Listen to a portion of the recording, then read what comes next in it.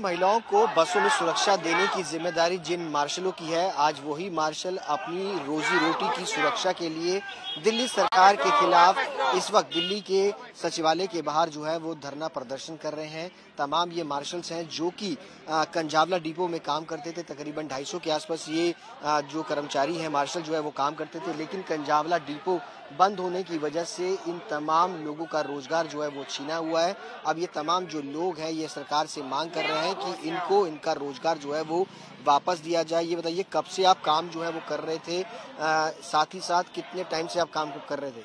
Sir हम 2019 से लगे हुए थे। ये जो हमारे जॉब हुई थी 2019 से लगे हुए थे हम। जब से हम कोरोना टाइम भी हमने अपना निकाला है, अपने पूरा साथ दिया है, और आज हम ऐसी स्थिति हो चुकी है कि हमारी जॉब हमसे खोस ली गई है। अच्छा, कब से आप काम कर रहे थे? सर हम 2019 से काम कर रहे हैं कंजावला में। अच्छा। हाँ जी, और आज हमारी ऐसी स्थिति है कि हमें सड़कों पे आके अपनी मांग करनी पड़ रही है रोजगार के लिए। हुआ क्या? सर पहले तो हमारे से बोला गया कि आपका डिपो बंद होएगा या ट्रांसफर लेना पड़ेगा आपको, तो हमारे से एप्लीकेशन पे एप्लीकेशन मांगी गई और हमने दी भी है। लास्ट में आके हमारा ना तो ट्रांसफर हुआ और ना तो कुछ एप्लीकेशन का हुआ और रद्द कर दी गई एप्लीकेशन। हमें बताया, हाँ जी, और हमें बताया गया कि हमने जितने भी एप्लीकेशन दिए वो किसी काम का नहीं, रद्दी हो चुका है। और जगह जगह पे हम जा चुके हैं, हर जगह आश्वासन मिल रहा है, सॉल्यूशन हमारे प्रॉब्लम का कहीं नहीं मिल रहा है। कहाँ गए थे आप? हम लोग प्रधान से लेके एमएलए से लेके हमारे विधायक जी के पास भी कितनी सारी एप्लीकेशन दे रखी है, उनका कोई रिस्पांस नहीं, कुछ नहीं, बस वेट करो। कितना आश्वासन दिया जा रहा, सॉल्यूशन कहीं भी नहीं दिया जा रहा। ये आपने चिट्ठियां दी हैं, किस किस को दी हैं ये? सर ये सभी ऑफिस में हमने जमा करवा रखी है, सचिवालय से लेके ट्रांसपोर्ट मंत्री तक, एसडीएम ऑफिस और ये निगम पार्षद के पास, सभी के पास ये नॉलेज में है कि हम बेरोजगार हो चुके हैं, लेकिन हमें कोई रोजगार नहीं दे रहा है, झूठे आश्वासन दे रहे हैं। हमें बहुत परेशान हो रहे हैं, बहुत ज्यादा। कितनी आप लोगों को सैलरी कितनी मिलती है? सैलरी सर हमारी हाजिरी के ऊपर है, पर डे का भत्ता है हमारा 23,000 है।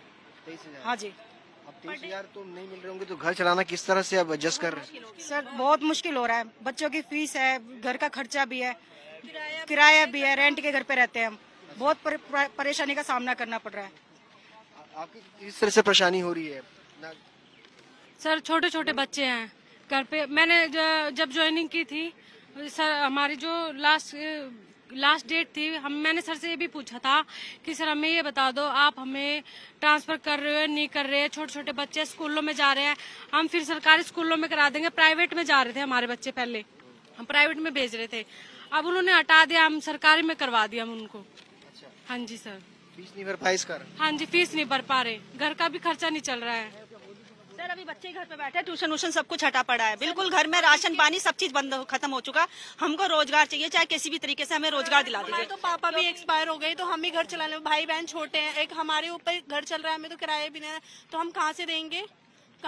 इतना तो सोचना चाहिए। हटाने से पहले बेरोजगार कर दिया, बिल्कुल ही बेरोजगार कर दिया। हमारे बच्चे कैसे पलेंगे? हमारे तो पापा भी नहीं, शादियां कैसे होंगे घर की, किराया कैसे देंगे? पैसे फ्री में किसी की शादी होती है क्या? ये बताइए। कि बोलता है किराया दो, हमें इनसे मतलब नहीं कि आपका काम है या नहीं है। कम से कम इतना तो समझना चाहिए, क्योंकि आप समझेंगे, ये समझेंगे, लेकिन वो मकान मालिक नहीं समझता। घर में राशन खत्म हो रहे, इनके 2 या 4 किलो गेहूं से तो हमारा कुछ होने वाला नहीं है। 7 जनों का परिवार चलाते हम, हमारे हर दिन एक दिन ड्यूटी करके आते थे, ये समझ आता था कि आज का खर्चा निकला। अब हम किससे खर्चा मांगे? किसी से मांगेंगे भी ना तो अगले दिन हमारे दरवाजे पे आता है कि लाओ पैसा दो। कहाँ से देंगे?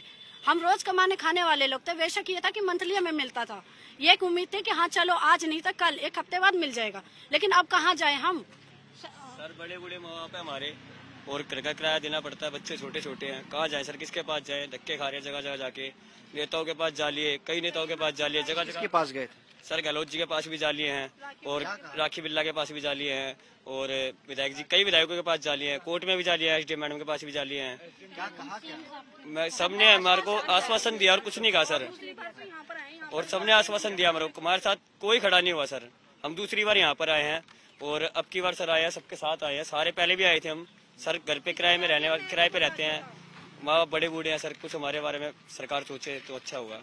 हमें पास अपना रोजगार है जो हमने यहाँ पे रिसीव कराए थे, हमें रिसीविंग ये हमारे पास है, इस पे भी अभी तक कोई सुनवाई नहीं हुई है। क्या मंत्री जी को ये नहीं पता है कि ये इतने बच्चे बेरोजगार हो गए? उनकी नॉलेज में ये सब रिटर्न में है नहीं जो वो एक्शन नहीं ले रहे हैं कोई। आप देख सकते हैं कि यहाँ पर जो ट्रांसपोर्ट मिनिस्टर हैं कैलाश गहलोत, उनको ये पत्र जो है इन तमाम मार्शल्स ने दिया है कि ताकि उनकी नौकरी जो है इनको वापस दिया जाए। ये लेटर अगर आप देखेंगे तो इस पे मुख्यमंत्री का ऑफिस है, उसको यहाँ पर इन्होंने लेटर जो है वो भेजा है। ट्रांसपोर्ट मिनिस्टर एक और यहाँ पर लेटर जो है वो दिए गए हैं।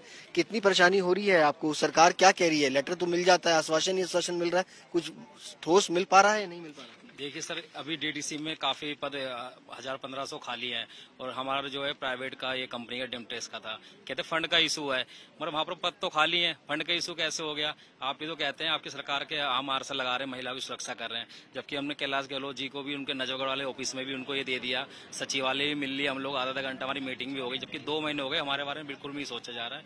और जितने भी प्रशासन अधिकारी हैं सारे हमको सिर्फ आश्वासन देते हैं, वो भी झूठे। और सर साथ में अब आगे कैसे लड़ाई? सर साथ में 3 डिपो बंद हुए थे, 2 डिपो की ज्वाइनिंग हो चुकी है। कंझावला डिपो के बच्चे ऐसे हैं जो अभी तक भटक रहे हैं, दर भटक रहे हैं। इनको क्या भटक रहे हैं? सर हमें 10 अप्रैल को हमने आखिरी ड्यूटी करी थी, 11 तारीख से हम बिल्कुल बेरोजगार हो चुके हैं ना। हमें 1 महीने से आपको कहीं कुछ नहीं? सर 2 महीने होने को है, इस 10 तारीख को 2 महीने हो जाएंगे सर जी। आप क्या यहीं पे बने रहेंगे या फिर आज ही के दिन धरना है या फिर आगे दिन भी? नहीं सर, हम लोग यहीं पे बने रहेंगे और हमारा जो है कल का भी यहाँ धरना है। हम आगे भी हम दिल्ली पुलिस के अधिकारियों से मिलेंगे और हम आगे भी धरना देंगे और सीएम हाउस पे भी हम धरना देंगे जब तक हमारा रोजगार में वापस नहीं मिलेगा। तो जबकि डीटीसी ने भ्रष्टाचार करके काफी लोगों के ट्रांसफर हम में से कर भी दिए हैं, तो हम ये भी साथ में कहेंगे। पहले इन्होंने हमें रोका था कि आप ये मत करो कि उनका क्यों हुआ, अब हम ये भी साथ में कहेंगे कि उन लोगों का भी ट्रांसफर हुआ तो हम लोगों का क्यों नहीं हो सकता। तमाम ये देख सकते हैं कि तमाम ये वो मार्शल हैं जो डीटीसी बसों के अंदर जो दिल्ली की तमाम महिलाएं हैं उनको सुरक्षा देती हैं ताकि उनके साथ कोई बदसलूकी ना हो। लेकिन आज ये अपनी रोजी रोटी की सुरक्षा की मांग जो है वो सरकार से कर रहे हैं कि ताकि इनकी रोजी रोटी जो है उनको ना छीनी जाए, उनका रोजगार जो है इनसे उनको ना छीना जाए। कैमरा पर्सन आलोक दास के साथ सुशांत मेहरा।